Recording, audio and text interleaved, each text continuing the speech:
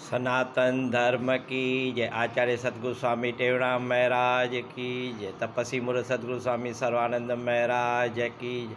कृष्ण सर्वम करो मुखे सतगुरु स्वामी शांति प्रकाश महाराज की जय। हाजरा हजूर स्वामी देव प्रकाश महाराज की।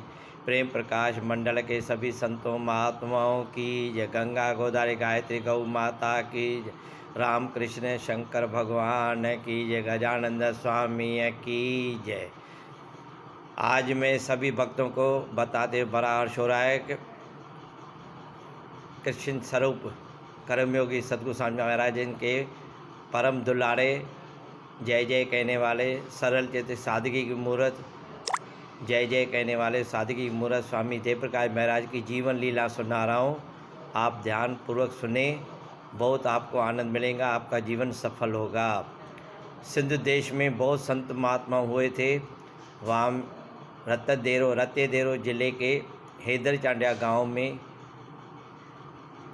1938 1 जनवरी के दिन माता तुलसी पिता हुकूमत राय के घर में एक बालक का जन्म हुआ था, जिनका छठी में नाम सन्मुख रखा गया। उनके 5 भाई थे, पूरे 5 भाई थे और एक बहन थी ईश्वरी बाई। गरीब रहते थे लेकिन सादगी की मूर्त थी। इनके माता पिता बहुत धर्म विचार के थे, पुण्य उद्योग होता है ना, तो उनके पिताजी उनको नारायण नारायण प्रातःकाल उठ के कहते थे और उनकी माता उनको गोद में बिठाकर श्रीमद् भागवत पुराण, रामायण, गीता, गुरु ग्रंथ साहब आदि ग्रंथ सुनाती थी। जैसे बचपन में ही बालक को वो शुभ संस्कार पढ़े और वो वहाँ सिंधी में 4-5 कक्षा तक पढ़े। फिर आगे चलकर वो सिंध के बाद हिंद में आए, बिलासपुर, कानपुर, ग्वालियर और इत्यादि शहरों में। उनके बाद वो उल्लानगर 1 में, जहाँ अभी सोनार गली है, वहाँ पर रहे। लेकिन वो उनके 4-5 मित्र थे, किशन था और सतराम दास, भगत खानराम के भाई और भी जो 4-5 मित्र थे साथ में। और वो सीरी वाली जो स्कूल में वहाँ पढ़ते थे सिंधी भी, और हिंदी गोल मैदान में वहाँ पढ़ते थे। स्वामी जी के जो बचपन था वो भी सुंदर था, लेकिन सतगुरु स्वामी चांद महाराज की शरण में कैसे है वो मैं आपको बता रहा हूँ। स्वामी सतगुरु महाराज पूरे उल्लानगर में सत्संग करते थे, जहाँ भी कोई बुलाते थे, गुरुद्वारा होए, मंदिर होए, टिकाणा होए। स्वामी जी की प्रीति थी, सत्संग सुनने से आदमी का जीवन सफल होता है और उनका कल्याण होता है, उनके परिवार में भी सद्बुद्धि आती है। तो सतराम उनके जो मित्र थे प्रिय, वो उनको स्वामी जी के साथ पास ले जाते थे सत्संग में, भाई जैसे ही हमें वो सद्बुद्धि मिले। और स्वामी जी ने हिंदी में जो गोल मैदान पे कोविद तक वो शिक्षा प्राप्त की। एक दिन की बात है, बोलते हैं ना भगवान गुरु होता है, और भगवान और भगत और गुरु और शिष्य का कैसा मिलाप होता है। अरबों जन्म के प्रताप से हमें सद्गुरु मिलता है, करोड़ों जन्म के प्रताप से मनुष्य देह मिलती है, लाखों पुण्य के प्रताप से गाय का जीवन होता है, हजारों पुण्य करने से अपने को सुंदर देह जो है पशु की मिलती है। प्रेमियों, एक दिन स्वामी जी सत्संग कर रहे थे उल्लानगर 3 में, काशाराम पुतले के बाजू में हरदास राम ठेकेदार रहता है, अभी भी उनका परिवार है, महेश और उनके भाई। उनके यहाँ रात को सत्संग था, तो स्वामी जी भी गए थे और उनके साथ सतराम भी गए थे। सतगुरु महाराज ने ऐसा सत्संग किया कि सब मुग्ध हो गए। लेकिन उनके वो अभी बूंदी सिंगर बोलते हैं सिंधी में, वो प्रसाद मिला, वो बड़ा दोना था। तो उन्होंने अचानक स्वामी सन्मुख जी को वो प्रसाद दिया। बस सन्मुख जी ने वो प्रसाद खाया तो उनके मन में ऐसे चमत्कार हुआ, ऐसे बिजली चमक उठी कि पूरी रात नींद नहीं आई, क्योंकि सदगुरु के शरण में आने का था, उनको सौभाग्य मिलने वाला था। तो भगवान ने वैसे ही लीला की, और वो गरीब रहते थे तो उनको ऐसा प्रसाद मिला कि उनका पेट भर गया। बोला भाई संतों के साथ ऐसे प्रसाद मिलता है? तो सारी रात नींद नहीं आई। दूसरे दिन सुबह को स्वामी जी ने सतराम को कहा कि मेरे को आश्रम में चलने का है। बस वो बात है 1952 की। वो सुबह को आए दोनों, तो सतराम ने कहा कि ये सन्मुखलाल आपके यहाँ आश्रम में रहना चाहता है। तो स्वामी जी ने कहा बराबर है, लेकिन ये अपने माता पिता को लाए, क्योंकि ये धर्म का स्थान है। उनके माँ बाप का जो मोह रहता है बच्चे में, वो हम पहले पूछे। तो स्वामी सन्मुखलाल जी सतराम को ले गए और घर में बात किया। तो माता पिता दूसरे दिन आए सदगुरु के शरणों में। तो कहा कि भाई आपको चरण वंदना है। तो स्वामी जी ने कहा कि भाई आपका बालक हमारे यहाँ रहना चाहता है, तो आप खुशी से उनको विदा करें, मोकल देवे, तो हम इनको रहेंगे। तो उन्होंने कहा कि मेरे को 5 पुत्र है, 1 लड़की है, आप ये ले लो। तो उनका हाथ स्वामी जी के सदगुरु महाराज के हाथ में दे दिया और वहाँ छोड़ के आए। तो बालक सन्मुख यहाँ रहने लगा।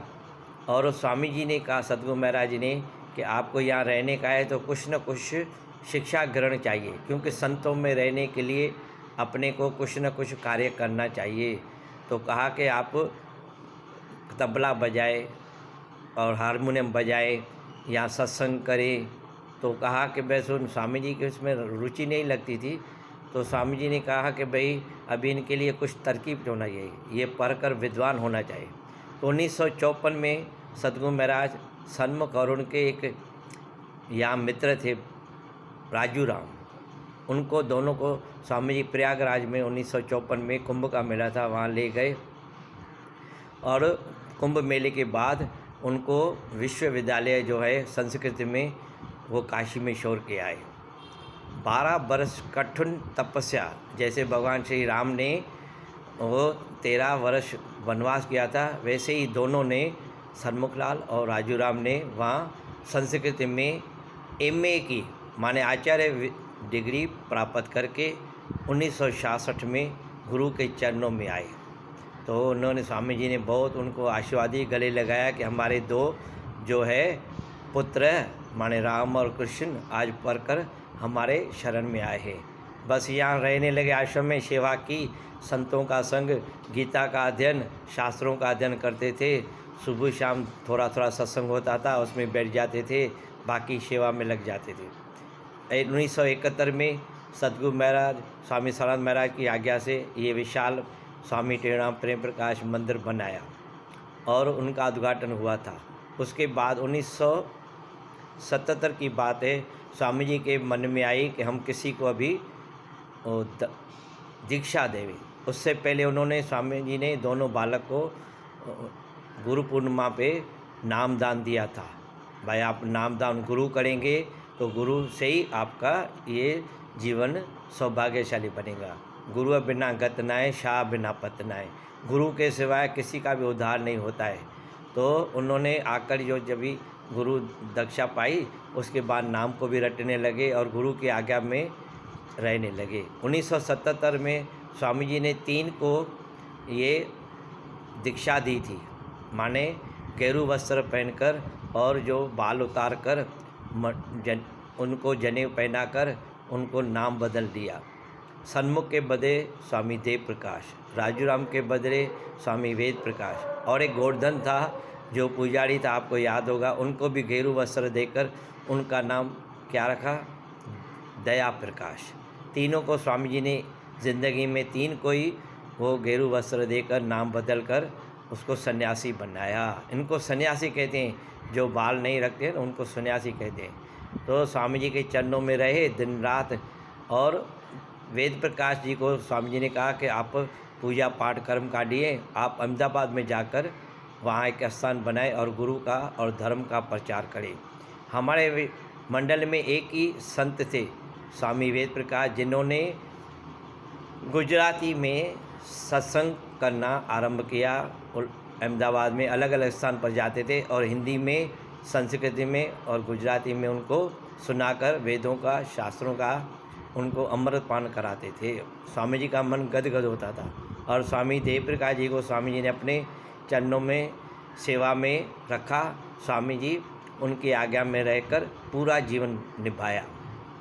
दिन रात कठिन परीक्षा परिश्रम के बाद वो गदगद होते थे। सतगुरु महाराज का मन जीता था और पूरे विश्व में देश विदेश में उनके साथ रहकर उन्होंने गुरु का धर्म का प्रचार किया। देखो प्रेमियों, गुरु जो है वो भगवान है। स्वामी जी ने भी कहा है न कि गुरु ईश्वर खां वधाए, ईअं शास्त्र वेद सुनाए, सब संत चवन कुल मंत चवन नर नारी, वञा सतगुर तां बलहारी। तो जो बोलते हैं ना भाई गुरु के बिना अपना कुछ नहीं होता है और गुरु की आज्ञा में रहनी चाहिए, अपनी नहीं चलानी चाहिए। स्वामी जी ने सतगुरु महाराज की आज्ञा में रहे तो आज उनकी विजय प्राप्त हो गई है। देखो आज उनको दुनिया पूज रही है।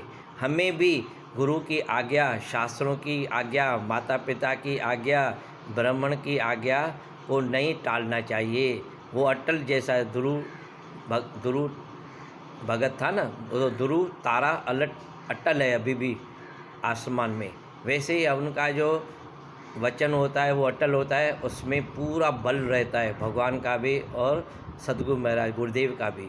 इसलिए भक्तजनों हमें ये प्रेरणा मिलती है कि हम अपनी नहीं चलाएं और गुरु जो कहे उसमें, और जो बड़े कहे माता पिता सास ससुर ब्राह्मण शास्त्र, तो उसमें अपनी कल्याण होता है। इसलिए भक्तजनों मैं और भी आगे बताऊंगा स्वामी जी की जीवन लीला। अभी आप प्यार से बोले ओम श्री सतनाम साखी साखी शिवोहम। जय श्री कृष्ण, जय जय।